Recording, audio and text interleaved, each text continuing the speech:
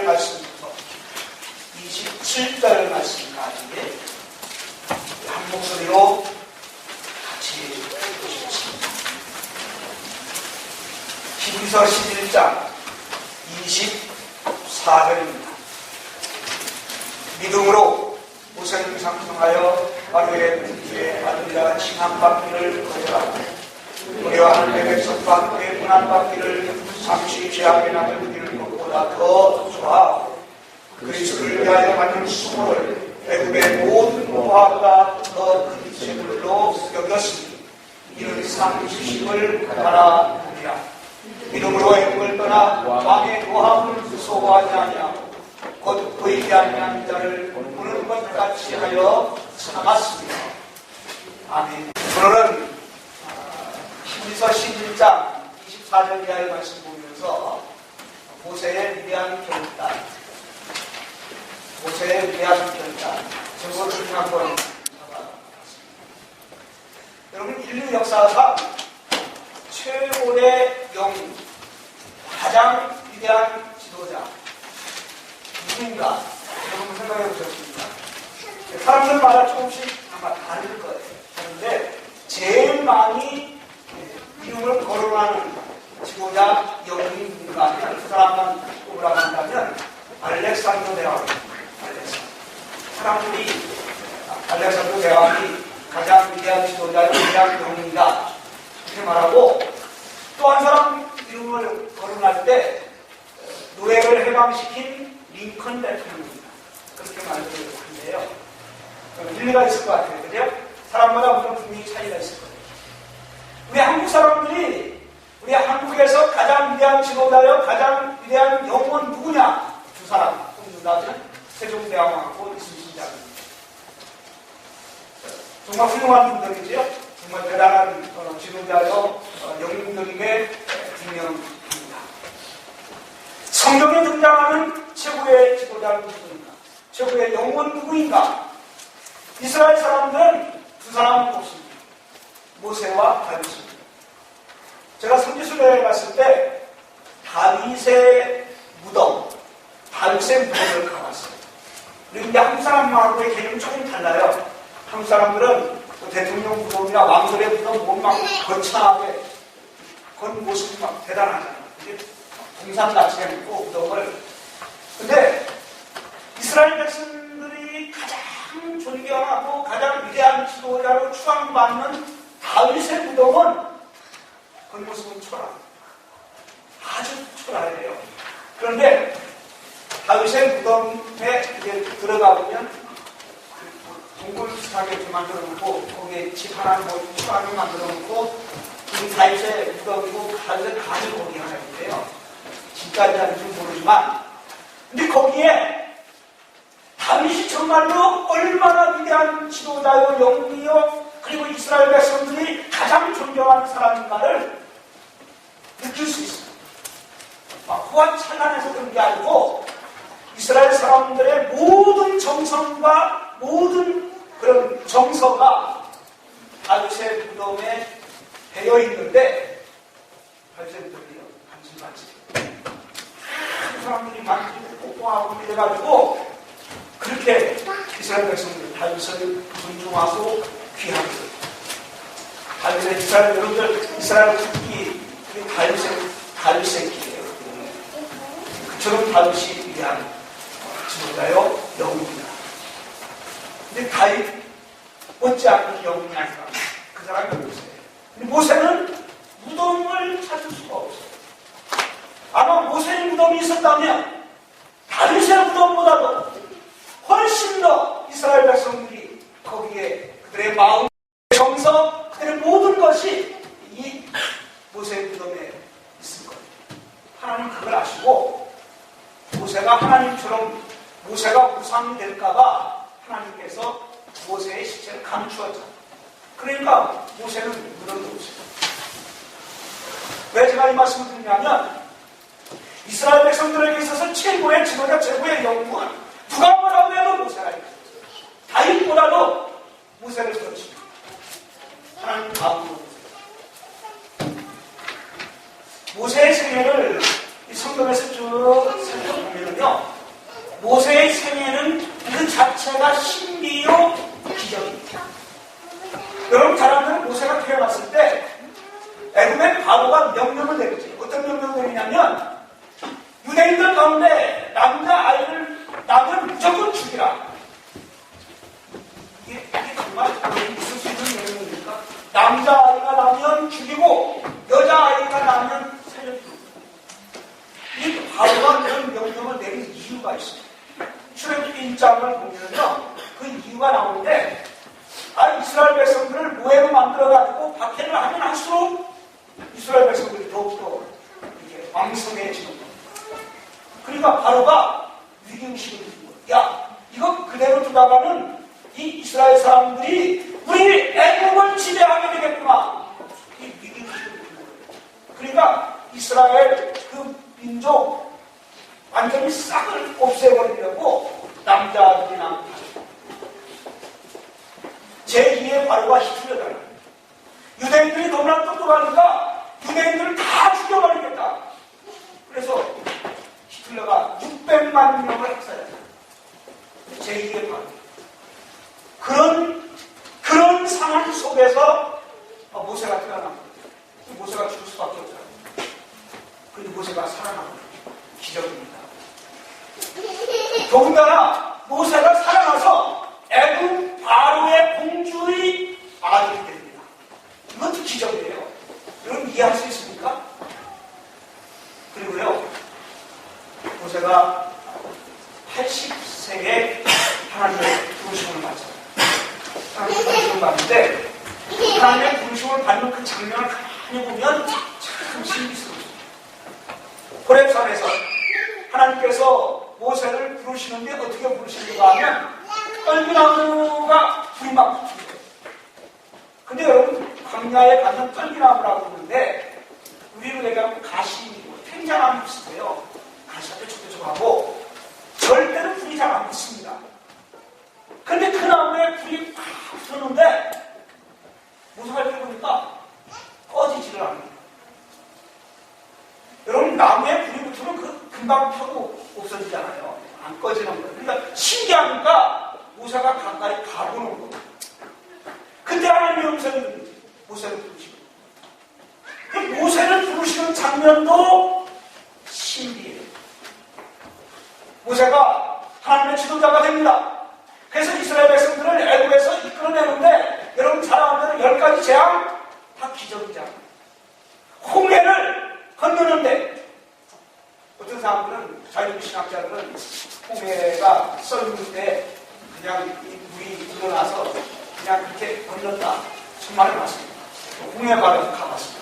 물론 학자들이 그 홍해가 거기 홍해냐 아니면 이쪽에 뭐 바다냐 의론의 뭐 얘기들이 있지만 아무튼 홍해를 가보니까 우리가 성지순례 할 때 가봤던 그 홍해는 끝도 안 보여요. 이쪽에 저쪽까지 끝도 안 보여요. 그러니까 조그마한 강을 걷는 그런 게 아니라 그걸 육지처럼 기적이고 신입니다. 광야에서 40년 동안 모세가 지도자 생활을 하잖아요. 광야 40년 동안 이스라엘 백성들 200만 명이 먹고 삽니다. 40년. 경제학자가 아무리 계산을 해도 아무리 생각을 해도 이건 도저히 풀 수 없는 시입니다. 어떻게 광야에서 200만 명이 먹고 사느냐. 불가능하다. 모세가 죽을 때도 마찬가지입니다. 여러분 잘 알면 모세가 죽을 때 눈이 흐리지 않냐고 120살을 죽는데요. 기력이 쇠하게 안 나면 갑자기 도저히 죽을 수 없는 상황인데 죽습니다. 그리고 더 재밌는 것은요. 마치 여호수아 1장 말씀에 보면 내 종 모세가 죽었으니 너는 일어나서 이 백성들을 이끌고 요단강을 건너라 하나님의 명령이 떨어지는데 그 말을 잘 이렇게 보면 모세가 죽은 건 하나님과의 일관입니다. 이스라엘 백성들을 가나안 땅으로 들어가게 하기 위해서 모세를 죽이신 것. 물론 그런 말은 없습니다. 신비 자체가 모세의 부dom도 없다고 말씀드렸습니다.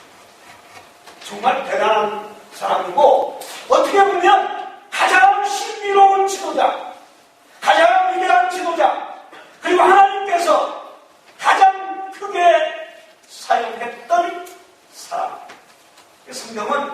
모세를 설명할 때 이렇게 설명합니다. 하나님의 사랑입니다. 여러분, 정말 별거 아닌 것 같지만요, 대단합니다. 하나님의 사랑. 그리고 또 이렇게 설명합니다. 선지자 중에 선지자. 그리고 가장 중요한 설명이 하나. 신명기서에 보면 그런 말씀을 하는데, 모세는 하나님과 대면하여 사귄 종이다.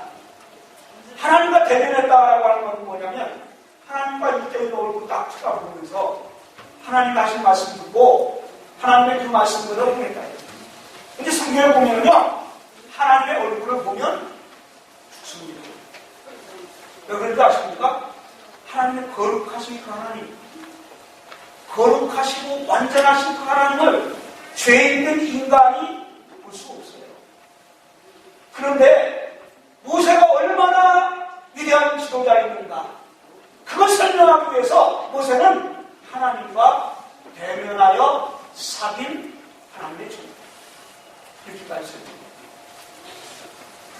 모세가 어떤 사람이기에 하나님께서 그렇게 모세를 위대한 지도자로 사용하셨는가? 오늘 저는 이 말씀을 여러분들에게 드리려고 합니다. 한마디로 요약하면 모세의 결단. 그러니까 이 말은 무슨 말이냐면, 저와 여러분들이 모세와 같은 결단을 가지고 모세와 같이 살겠다고 다짐하면 하나님이 우리도 모세처럼 사용하십니다. 이 말씀 정말 대단하지 않습니까? 그러면 모세가 어떤 결단을 내렸는가? 오늘 말씀을 이거 잘 설명해 주십시오. 그리고 모세가 그토록 위대한 결단을 내릴 수 있었던 원동력이 무엇이냐? 먼저 모세의 결단을 여러분들에게 말씀드리겠습니다. 모세에 대한 결단은 거절하고 더 좋아하고 여겼으니 라는 이 세 단어에 다 설명드리겠습니다. 거절했다, 더 좋아했다, 여겼다. 이 말씀이 모세에 대한 결단을 설명합니다. 조금 더 구체적으로 여러분들에게 말씀을 좀 드리겠습니다. 모세의 위대한 결단이 뭐 위대하다는 말이 들어가니까 뭐 결단이 위대하냐 얘기할 수 있겠습니다만, 그렇게 설명할 수밖에 없습니다. 정말 대단한 결단이에요. 부귀영화를 거절하는 결단. 굉장히 쉽지요. 오늘 24절 말씀 보면 믿음으로 모세는 장성하여 바로의 공주의 아들이라 칭함받기를 거절하고 이렇게 나오잖아요. 얼른 보면 이거 별거 아닌 것 같아요. 그런데 이게 정말 어려운 일입니다.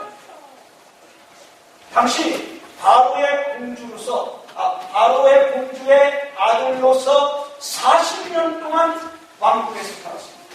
보세요. 그런데 그 당시 정세를 보면 한국의 대통령 선거 때문에 요즘 대단하잖아요.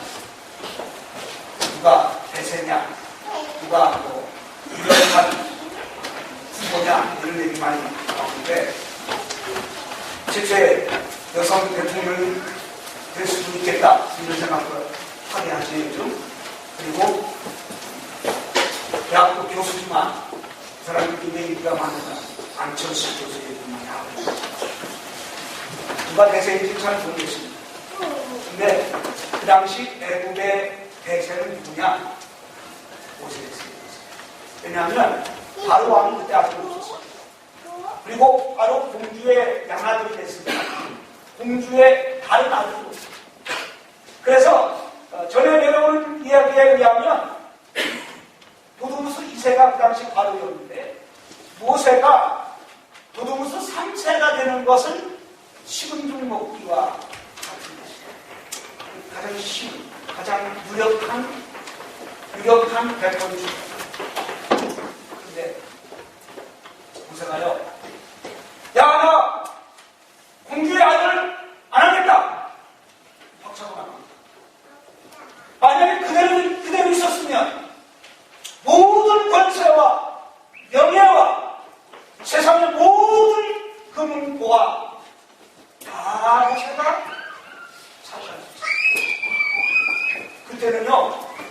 바로라고 우리 얘기하면 왕이죠. 왕. 애굽의 바로만 되면요 세상 모든 권세가 왕에게 집중되어 있어요. 대단한 권세예요. 명예는 뭐 자연적으로 따라오겠죠. 그리고 부귀영화 얼마든지 누릴 수가 있는데 이걸 거절했다. 이게 정말로 가능한가? 이따 설명드리겠습니다만은 모세는 이 선택을 나 바로의 근주에 아르림을 나는 잡혔다. 이런 말이 있습니다. 모세의 이 결단이 얼마나 위대한가 이걸 설명하기 위해서요. 어떤 분이 이렇게 설명을 했습니다. 맞는 얘기 우리 사람에서 우리 사람이요 10대 때는 꿈으로 산대요. 그런 우리 중고등학생도 꿈이 있습니다. 비전이 있습니다. 제가 가만히 생각해보니까 저도 10대 때는 꿈이 있었어요. 화학의 꿈 같아요. 지금 생각. 화학의 꿈이라고 꿈을 꿨습니다. 그때는 제가 지금도 기억나요. 제 친구와 그런 얘기를 했습니다. 내가 10년 후에는 유학을 가서 교수가 될 거야. 그 친구 지금 자기는 큰 사업가가 되겠다. 지금 이제 저는 유학은 안 왔지만 호주에 와서 살고 있습니다. 화학의 꿈을 꿔서 그런 것 같아요. 그 친구는 사업하라고 안 했어요. 그래서 어쨌든 꿈을 그때 사업 때 한참 잘 나갈 때 뭐 슈퍼마켓 몇 개씩 가지고 있고 뭐 그럴 때는 대단하다. 꿈대로 들고 왔다. 경기가 아니고 와서 그냥 지금 어려운 제다고 그러는데 그러니까 10대는 꿈을 먹고 산 거예요. 왕들의 꿈이라도 꿈꿔야지. 왕들의 꿈이 아닙니다. 그리고 20대는 뭘 사느냐? 20대는 애정을 가지고 산대요. 20대부터 사랑하는 거예요. 30대는 실력으로 산대요. 여러분들 30대가 되어서 정말 세상 사람들이 인정한 실력을 좀 가질 수 있어야 돼요. 그러려면 10대 때, 20대 때 중요해요. 실력을 가지고. 30대는 실력으로 살아요. 40대는 무엇으로 사느냐? 40대는 그때부터 현실주의자예요. 현실. 그 현실이 뭐예요? 먹고 살고 좀 편안하게 살려면 돈이 좀 있어야 돼요. 그죠? 그래서 모세가 나이 40에 나 바로 공주의 아들임을 난 거절하겠다. 라는 그 나이가 40대. 현실주의자가 돼서 정말 부귀 영화를 추구하고 그것 때문에 살 수밖에 없는 그런 나이에도 불구하고 나 이거 다 박차려. 정말 대단한 것이죠. 그래서 위대한 결단이에요. 이 결단을 하나님께서 높이 사신 거예요. 나도 됐다. 지도자로서의 자질을 갖췄구나. 인정하는 거죠. 이 모세의 첫 번째 결단이 부귀 영화를 거절했다.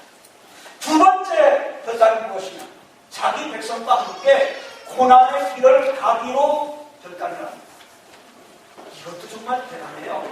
25절 말씀에 보면 도리어 하나님의 백성과 함께 고난받기를 잠시 죄악의 낙을 누리는 것보다 더 좋아하고 이렇게 말씀하거든요. 두 번째 결단이 하나님의 백성들과 함께 고난의 길을 가겠다. 이렇게 결정을 내렸다는 겁니다. 근데 여기 등장하는 하나님의 백성이 누구냐?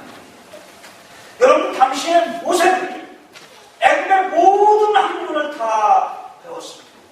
그리고요 무예도 통달했습니다. 그러면서 애굽의 유력한 사람들과 사귀는 거예요. 여러분 대통령이 되려고 한다면 혼자 안 되는 거예요. 주위 사람들이 좋은 사람들이 많이 도와줘야 될 수 있어요. 그러니까 모세가 애굽의 차기 바로로서 유력한 후보자였다고 하는 것은 그를 돕는 많은 사람들이 있어요. 그야말로 쟁쟁한 사람들. 우리 시부에 이런 재벌들도 있었고요. 학자들도 많고요. 그 주변에. 그 사람들과 함께하면 아무런 문제가 없고. 그런데 모세의 결단은 뭐냐면 하나님의 백성들과 함께 고난받기를 더 좋아합니다. 잠시 죄악에 남은 누리는 것보다 고난받기를 더 좋아합니다. 누구예요? 하나님의 백성입니다. 그들이 누굽니까? 이스라엘 백성입니다. 이스라엘 백성들이 지금 어떤 처지에 처해 있습니까? 노예고 소망도 반날이 보이지 않습니다. 더군다나요, 노예 생활을 오래 하다 보니까 그 뭐라고 해요? 응집력이 하는 거죠. 그야말로 오합지졸이에요. 오히려 그 여러분들 아시나요? 이제 지금 모세가 하나님의 부르심을 받고 백성의 지도자가 되어서 나가려고 할 때 모세가 하는 말이 있습니다. 아니, 이 백성들 나 인정하겠습니까? 하나님 앞에 묻잖아요. 그 정도로 형편없는 사람들이 지금 이스라엘에 있습니다. 자기의 유력한 모든 사람들을 다 뿌리치고 가장 비천하고 가장 부잘것없는 유대인들과 함께 고난의 길을 걸어가야 됩니다. 이게 보통 사람이 할 수 있는 결단이냐? 하나님이 이걸 높여서 하십니다. 하나님이 인정하십니다. 또 한 가지 모세의 위대한 결단이 나옵니다. 그것은 무엇인가? 26절 말씀을 보면 이렇게 말씀합니다. 그리스도를 위하여 받는 수고를 애굽의 모든 부하보다 더 큰 재물로 여겼으니, 그리스도를 위하여, 여러분 이 말을 놓치지 마십시오. 모세의 가장 위대한 결단, 그것은 바로 주님을 위하여 살기로 결단했다. 이 말이에요. 그리스도를 위하여, 주님을 위하여, 그런 주님을 위하여 헌신하기로 결단을 해야 됩니다. 하나님께서 모세를 귀하게 여기시고 오직 크게 사용하실 수밖에 없는 이유가 여기에 있는 것입니다. 주님을 위해서, 교회를 위해서, 주님의 엄청난 일들을 위해서 헌신하기로 다짐할 때, 그리고 실제로 주님을 위해서 주님이 얼마나 기뻐하시겠습니까? 그런데 여러분 한 가지 좀 기억하셔야 될 것이 있습니다. 이렇게 설명하거든요. 그리스도를 위하여 받는 수고를 애굽의 모든 보화보다 더 큰 재물로 여겼더라. 그리스도를 위하여 받는 수모, 여기 수모라고 하는 단어가요, 여러 가지 단어로 번역을 했습니다. 공동 번역에는 치욕이라고 번역을 했고요, 그리고 표준세 번역에는 모욕이라고 번역을 했습니다. 이렇게 생각하면 됩니다. 내가 이제부터 신앙생활 열심히 하겠습니다. 내가 이제부터 교회에서 하는 모든 일에 내가 최선을 다해서 정말로 내 시간과 내 모든 것을 다 투자해서 하나님의 일을 해보겠습니다.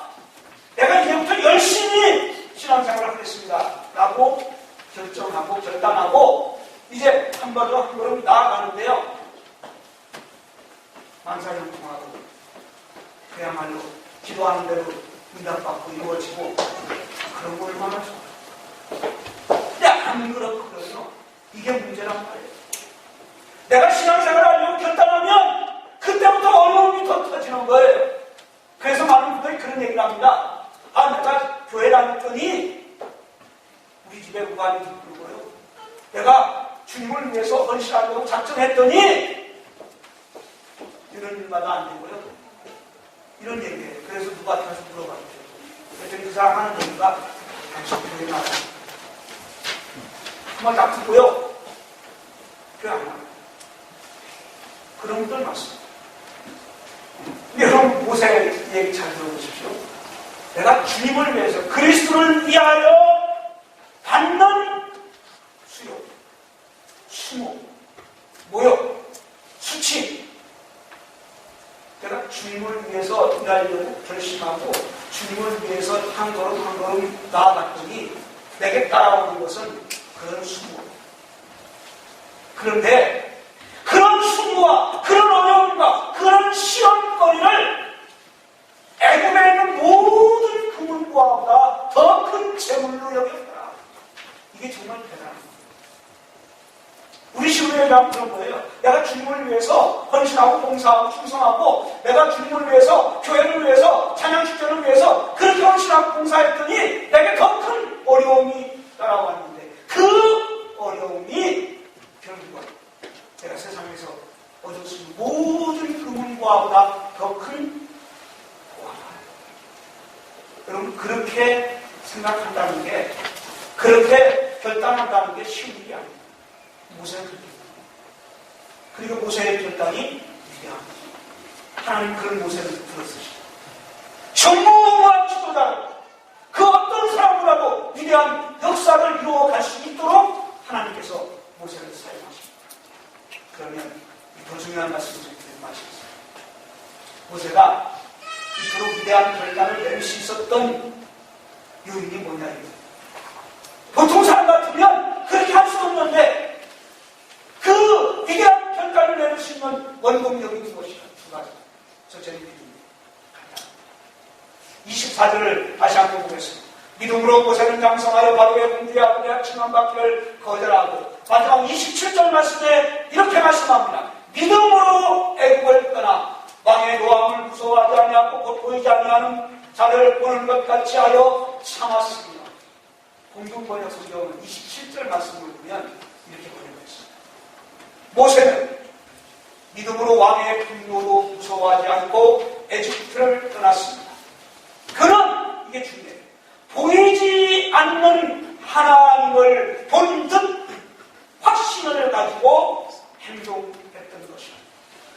모세가 부귀영화 그리고 하나님의 백성들과 함께 고난의 길을 걸어가고 그리고 더 나아가서 주님을 위하여 헌신하기로 결단할 수 있었던 그 요인은 하나밖에 없습니다.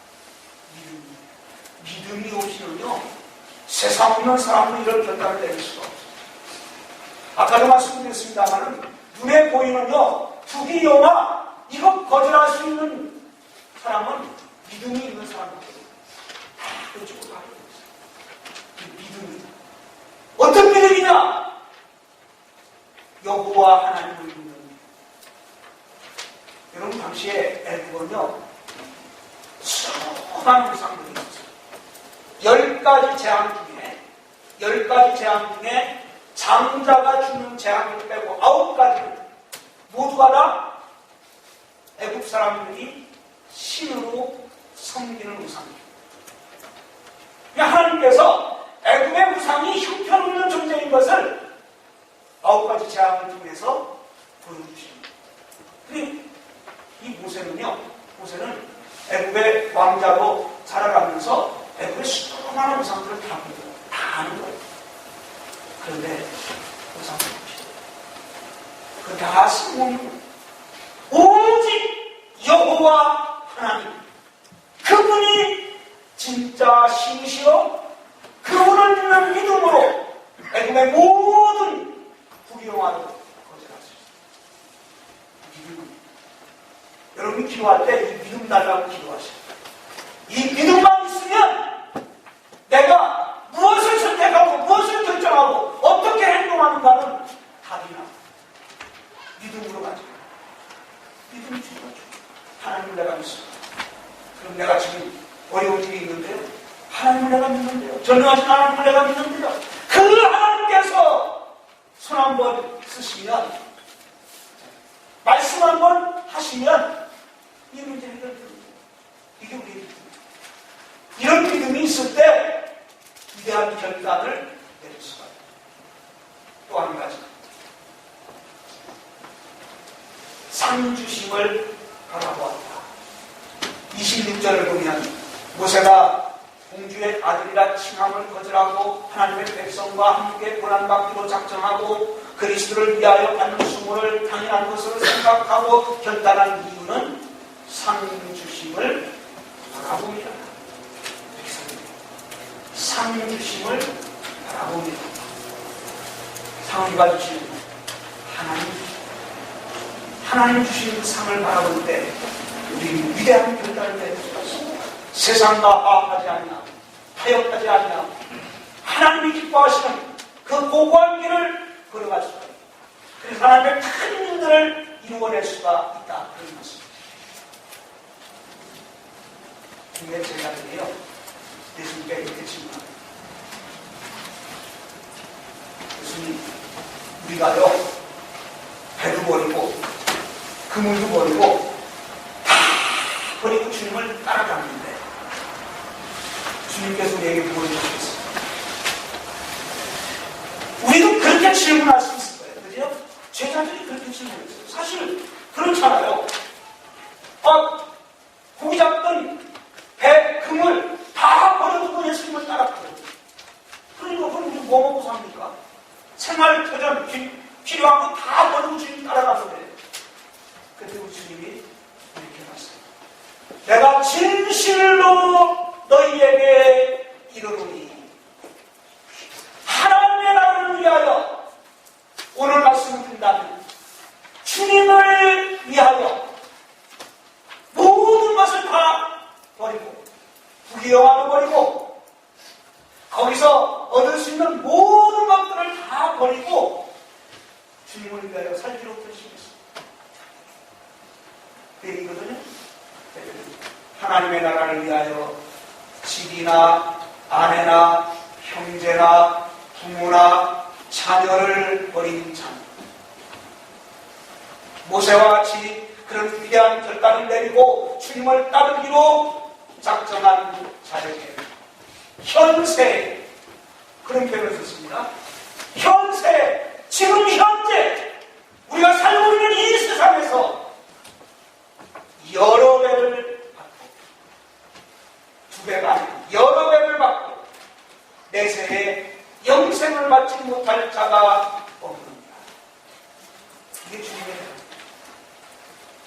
결론입니다. 사랑하는 성도 여러분, 모세의 결단 정말 위대한 결단, 하나님께서 기뻐하시고 하나님께서 쓰실 만한 그런 그릇으로 주님 앞에 드려진 위대한 결단이었습니다. 하나님의 자녀, 이 모세의 결단이 오늘날 우리로 하여금 모세를 모세처럼 여기게 만든 것입니다. 여러분, 믿음으로 세상 두개로 집착을 하십시오. 그 믿음만이 가능합니다. 믿음으로 하나님의 자녀들과 함께 걸어가십시오. 그 길이 좀 어렵고 힘들고 돌아가는 길이라 할지라도 하나님의 자녀들과 함께 하십시오. 그리고 주님을 위하여 헌신을 결단하십시오. 현세와 대세 하나님의 축복을 받아 누리시기를 주님의 이름으로